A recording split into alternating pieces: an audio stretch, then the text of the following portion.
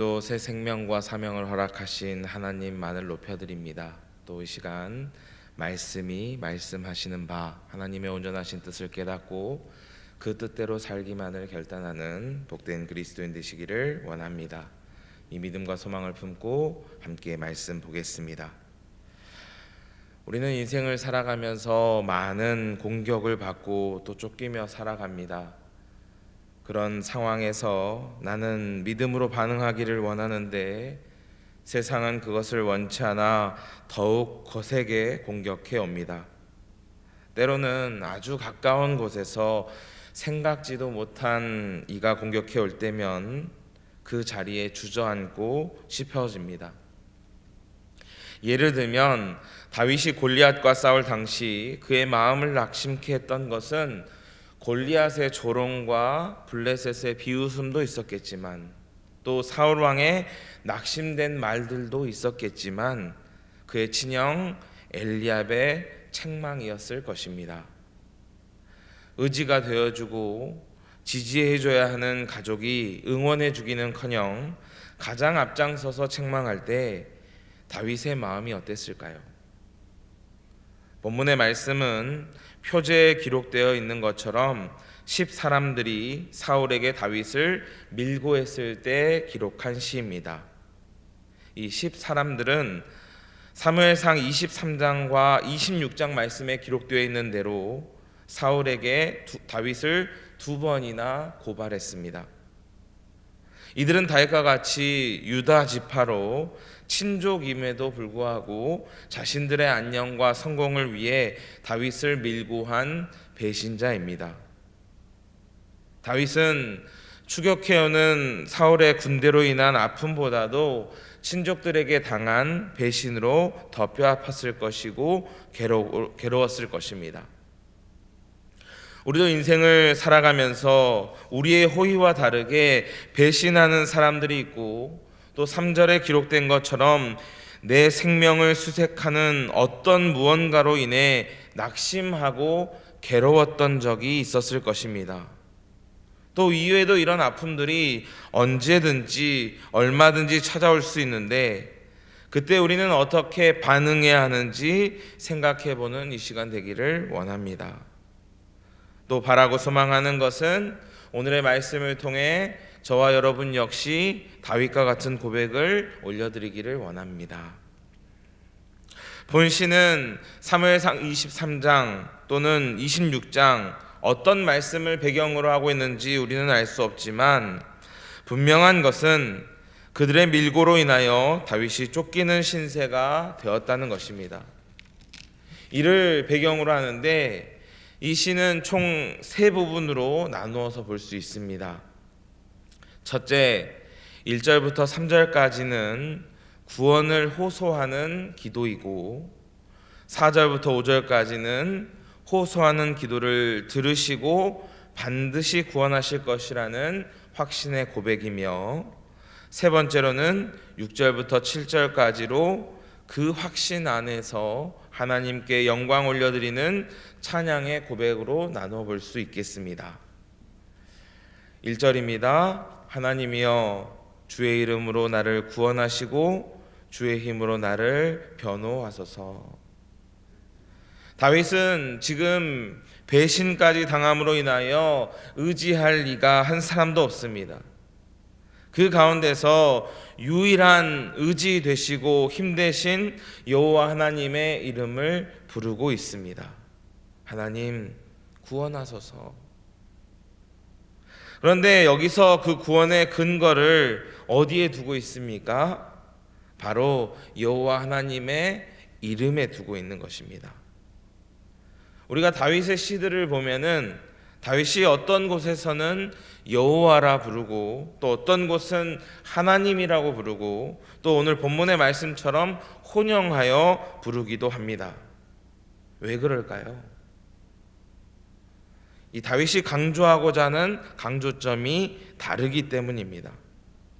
이 하나님 엘로힘은 모든 섭리를 이루시는 전능하신 하나님을 뜻하며 할 수 없는 일을 해결해 주시기를 바라는 마음에서 부르는 것이고 여호와는 이스라엘과 언약을 맺으시고 다윗을 택하여 기름 부으신 분으로서 관계적인 측면에서 호소하고 있는 것입니다.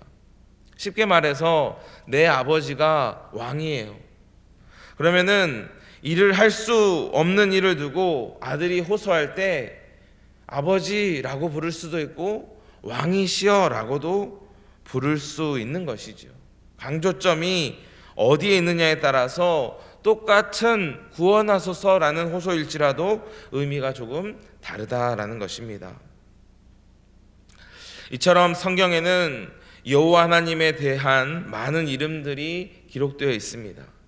그 이름 안에는 하나님의 성품과 능력들을 살펴볼 수 있는데 몇 가지 소개해드리면 엘로힘, 전능하신 하나님, 엘로이, 감찰하시는 하나님, 여호와 샴마, 어디든지 계시는 무소부재의 하나님, 여호와 니시, 승리의 하나님, 여호와 카도시, 거룩하신 하나님, 여호와 라파, 치료하시는 하나님, 임마누엘, 하나님께서 우리와 함께 계시다.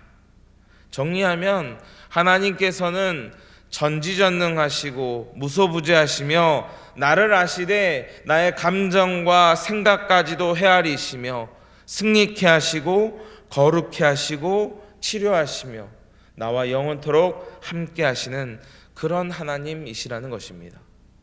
오늘 그 하나님의 이름을 부르며 주님께 구원의 호소를 올려드리는 저와 여러분 되기를 원합니다. 이처럼 다윗은 할 수 없는 이 문제 앞에 전지전능하신 하나님의 이름을 부르며 고난 가운데 있는 자신을 건져주시기를 간곡히 호소하고 있습니다. 주님의 능력과 힘으로 나의 억울함을 풀어주시고 변호해달라고 간청하고 있는 것입니다. 2절입니다. 하나님이여 내 기도를 들으시며 내 입의 말에 귀를 기울이소서. 여기서 들으시며와 귀를 기울이소서라는 이 비슷한 의미를 반복적으로 사용함으로써 반드시 들어주시기를 호소하고 있습니다. 왜 그렇습니까? 하나님께서 들어주지 않으시면 자신은 이 위기로부터 벗어날 수 없기 때문입니다. 3절의 원어를 보면은 하나님께서 왜 이 기도를 들어주시고 귀 기울여 주셔야 하는지에 대한 이유가 구체적으로 설명되어 있습니다. 3절에 이 왜냐하면이라는 접속사가 생략되어 있는데 왜냐하면 왜 들어주셔야 합니까? 낯선 자들이 일어나 나를 치려하기 때문에, 포악한 자들이 나의 생명을 수색하기 때문에 들어주셔야 되고 내 기도에 귀를 기울여 주셔야 한다라고 간구하는 것입니다. 개역 한글 성경에는 이 낯선 자를 외인이라 표현했습니다. 본래의 의미는 이방인이라는 뜻입니다. 그런데 지금 이 본문에 이 이방인을 지칭하는 그 낯선 자들이 과연 누구입니까? 앞서 제가 배경을 통해서 설명했던 것처럼 다윗과 같은 혈족인 10사람들입니다. 그런데 그들은 똑같이 이스라엘 백성이고 하나님의 사람인데 왜 그들을 향하여서 이방인이라고 표현했을까요? 그것은 그들이 하나님을 알지 못하는 이방인들과 같이 행했기 때문입니다. 나그네도 귀히 여기는 것이 하나님의 뜻이거늘 하물며 친족인 다윗을 자신의 성공의 발판으로 삼고자 했던 것이 결국은 하나님을 알지 못하는 이방인과 같다는 의미입니다. 이어서 3절 중반부에 포악자들은 누구입니까? 포악한 자의 원어는 힘과 권력을 가진 이가 인정사정 볼 것 없이 무자비하게 사람을 해하는 이들을 일컬은 의미입니다. 본문의 상황에서 힘과 권력을 가지고 무자비하게 다윗을 쫓고 있는 자가 누구입니까? 바로 사울 왕입니다. 포악한 자들이라고 표현했기 때문에 사울과 그를 따르는 군대가 지금 다윗의 생명을 수색하고 있다는 것입니다. 또 여기서 낯선 자와 포악한 자에 대하여 소개하기를 3절 하반부입니다. 하나님을 자기 앞에 두지 않는 자라고 하였습니다. 그들은 분명 이스라엘 백성으로 하나님께 택함을 받았습니다. 사울 왕은 하나님께 기름 부음을 받은 자입니다. 그럼에도 불구하고 하나님의 말씀과 무관하게 살아감으로 하나님을 자기 앞에 두지 않는 이방인이요 포악한 자가 되었음을 우리는 말씀을 통해 봅니다. 이방인과 같이 행하는 배신자들과 포악한 사울의 군대가 다윗을 쫓아오기에 다윗은 하나님 외에 의지할 수 있는 이가 단 한 사람도 없고 하나님만이 오직 다윗을 구원할 수 있기에 간청하고 또 간청하였던 것입니다. 사랑하는 여러분, 다윗은 어떻게 이렇게 간절히 호소할 수 있게 되었을까요? 그에게는 분명한 확신이 있었습니다. 어떤 확신이 있었습니까? 4절, 하나님은 나를 도우시는 분이라는, 내 생명을 붙잡아 주시는 분이라는 확신을 가지고 있었습니다. 더 나아가 5절, 하나님께서는 원수를 악으로 갚으시는 분이라는 확신을 가지고 있었습니다. 여러분, 하나님께서는 늘 저희를 살피시고 저희의 기도에 귀 기울여 주셔서 저희를 때마다 도우시고 저희의 생명을 붙들어 주시는 분이심을 확신하십니까? 또 하나님께서는 하나님의 공의로 원수의 악을 갚으시고 멸하시는 분이심을 믿으십니까? 그런데 믿는데 아멘 하는데 우리는 왜 오늘도 걱정할까요? 왜 하나님의 손이 아닌 스스로 보복하여 악을 저지르려 할까요? 많은 사람들이 기도하면서도 확신하지 못하고 의심함을 봅니다. 사도행전 12장 말씀을 보면 야고보는 죽고 베드로는 옥에 갇히게 되었습니다. 이때 교회는 그를 위하여 기도하였다 하였습니다. 하나님께서는 베드로의 사명이 남았기에 또 교회가 그를 위하여 기도하기에 그를 도우시고 그의 생명을 붙잡아 주셨습니다. 그래서 도저히 빠져나올 수 없는 깊고 견고한 감옥에서 빠져나와 그들이 기도하고 있던 마가의 집에 이르게 되었습니다. 베드로의 목소리를 들었던 여종 로데가 그를 영접하는데 너무 기쁜 나머지 문을 열어주지 않고 사람들에게 이 소식을 알려주었습니다. 그런데 기도하고 있던 그들의 반응이 어땠다고 했습니까? 로데를 향하여 내가 드디어 미쳤구나 라고 책망함을 봅니다. 로데가 더 힘을 주어 말하니 그러면 그의 천사인가 보다 라고 믿지 못했습니다.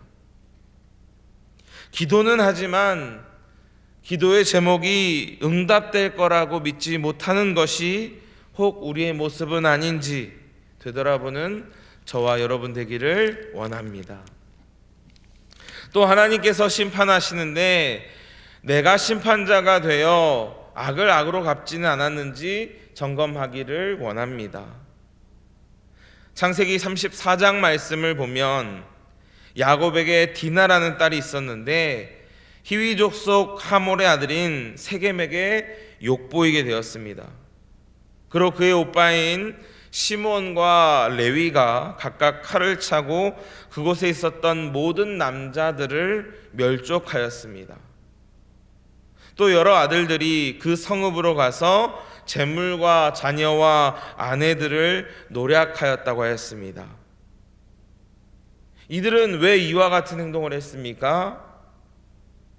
그들이 말하기를 그들이 자신의 누이를 더럽힌 까닭에 그러했다라고 대답합니다. 그런데 과연 이들의 행동이 옳을까요?